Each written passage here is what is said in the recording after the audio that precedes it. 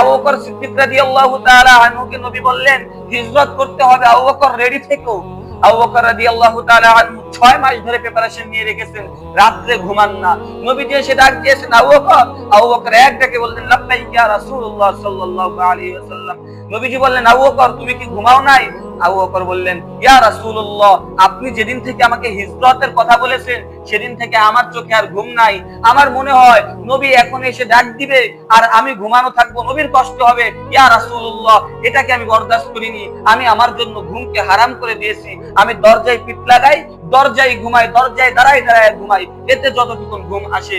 তখন নবীজি সাল্লাল্লাহু আলাইহি ওয়াসাল্লাম বললেন আবু বকর বের হও, আল্লাহর হুকুম চলে আসছেন।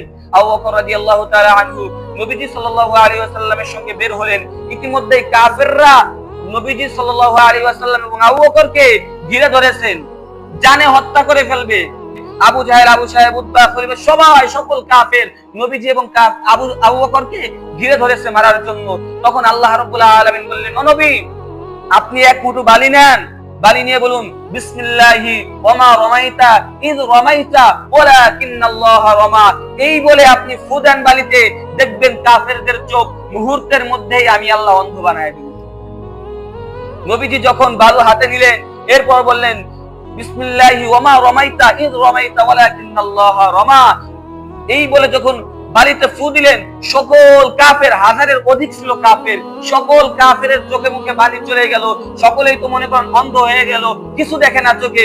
এর ফাঁক দিয়ে নবী এবং আবু বকর রাদিয়াল্লাহু তাআলা আনহু দুজনে বের হয়ে গেলেন। তো হাজার না, লক্ষ না, কোটি না, সারা পৃথিবীর মানুষও যদি আপনার বিরুদ্ধে লেগে যায় আর আল্লাহ যদি আপনার পক্ষে থেকে যায়, আল্লাহ যদি আপনার পক্ষে থাকে, সারা পৃথিবীর মানুষ আমার বিপক্ষে, আমার কিছু আসে যায় না। আর আল্লাহ বিপক্ষে, সারা পৃথিবীর মানুষ আমার পক্ষে, কাজ হবে না।